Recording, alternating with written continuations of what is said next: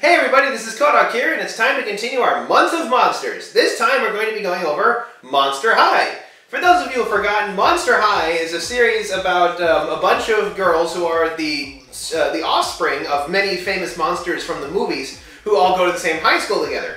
I personally think it's hilarious because of how they are able to make fun of the horror films that I love to watch so much. But before I go any further, I need to talk about something that's become fairly common thanks to the internet age. There is something fairly inescapable about any form of entertainment, and that is called the original character, where fans of whatever the form of entertainment is create their own characters to go into the universe. Maybe they would think of how they themselves would handle a situation, or they can come up with a character that they think fills a role that hasn't been filled in the show. Either way, it's pretty much unavoidable. Any series that is out there pretty much somewhere is going to have an original character. I mean, even Reddit got one or two. And Monster High, judging by the environment about originality and about how it's monsters and literally anything can be there, it is an amazing hotbed for original characters. There are literally thousands, tens of thousands, I might even be tempted to say millions of original Monster High characters out there. And of course, I've inevitably come up with a couple for Monster High. I've got a Mad Scientist, I've got a Lizard Girl, I've got a Harry Onago. My personal favorite, though, is Jiangxi Shuai, the daughter of the Jiangxi, an introverted sort who kind of acts as a foil to a lot of the main cast. Anyway, Mattel took a look at this original character creating scheme and thought, there's money there, and thus they created something called Create a Monster, which is a series of figures created with interchangeable body parts, which allows you to create certain custom monsters by exchanging the parts. However, this year, Mattel decided to take Create a Monster a step further and allow you to design your very own monsters with the Monster Creator. Now, a lot of you folks who've been watching my show for a while know that I actually like to make customs. My most famous custom is probably my show-accurate Wyvern, which showed up in one of my early birthday videos. People have begged to know how I made that Wyvern, and I guess I could review a few of my secrets now. First of all, you have to strip off the paint, but unlike a lot of people say, don't use acetone. You should instead use a combination of 91% isopropyl alcohol and SPF 30 sunblock. Turn it into a buffing agent and it allows it to remove the paint slowly but surely. It requires a little more elbow grease, but it doesn't damage the plastic like acetone does. Like this Ironaut, I buffed him for hours, but he doesn't look any worse for the wear. If anything, he's just been polished smooth. He could practically pass for a prototype. Step 2, don't use Sharpies. They're kind of cheap, horrible markers that lose their color fairly quickly. What you want to use are things called paint markers, which you can find at your craft store, and even Walmart carries paint markers.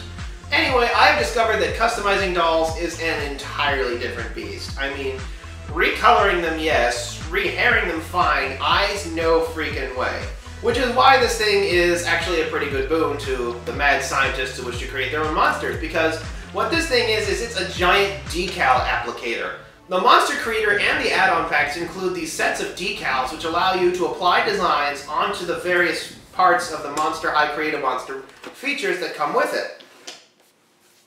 Now the decals are actually pretty nice decals. A lot of you people who are serious customizers, serious modelers, know what it's like to deal with regular model kit decals and you have to cut them out. These you don't have to. The only parts of the decal that actually stick to anything are the designs themselves. There's no additional residue around there to mess it up. Now, in order to make sure you get everything right, the decals and the Create a Monster Maker have special symbols in order to properly line up each decal. Okay, now before we get started, we're going to need a premise that we're going to shoot for. I know, how about UFOria Stardust, whose parents aren't from around here. Now, for all you little monster creators out there, this thing can actually make a pretty big mess. Mad science is a dirty business after all. So, in order to complete this, we're going to have to take this to a place where abominations are made and crimes against nature are committed all the time. The kitchen! In order to properly prepare your Easy Bake Monster Oven, you first need to fill it with water on one of the 2 slots in one of the corners. Pressing the skull button a couple of times allows the sponge to be properly soaked. Next, dismantle your doll and load in the doll parts in the places specified. Now, I'll admit the result looks a little morbid, but nobody ever said mad science was pretty.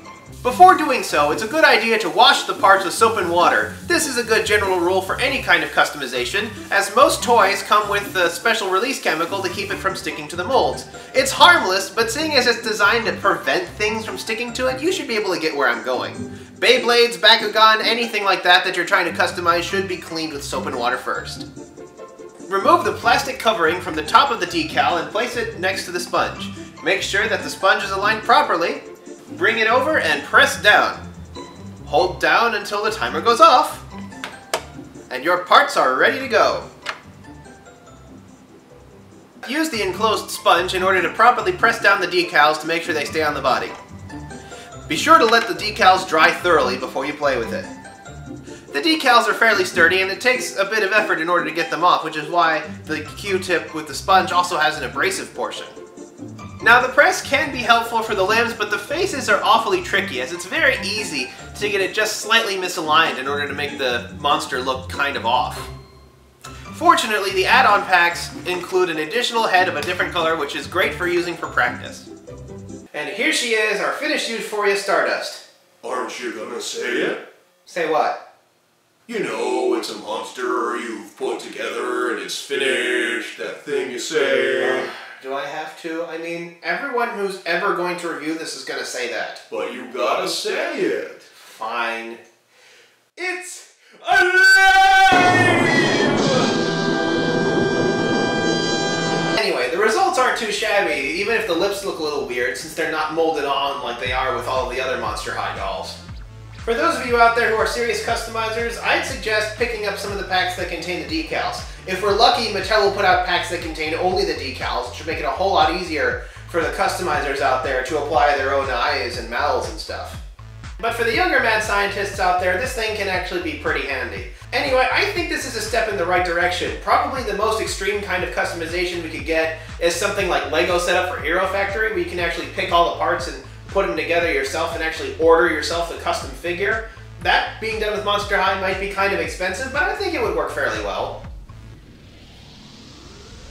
Either way, the decals are a magnificent boon to customizers out there who want to customize their own dolls, because if you want to put this on a doll that you stripped the paint off of but want to keep the lips on to make it look nice, this makes it a whole lot easier to put on some nicer looking eyes. Oh yeah, Mattel also tossed me a copy of the new movie they're putting out this month called Monster High Ghouls Rule, which is based on a Halloween adventure. It's a computer animated movie as opposed to the flash animation we saw from the earlier Monster High cartoons, but it's got a few good jokes in there.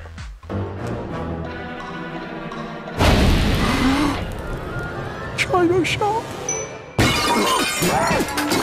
So that's it for week 2 of Monster Month, featuring the Monster High Monster Maker.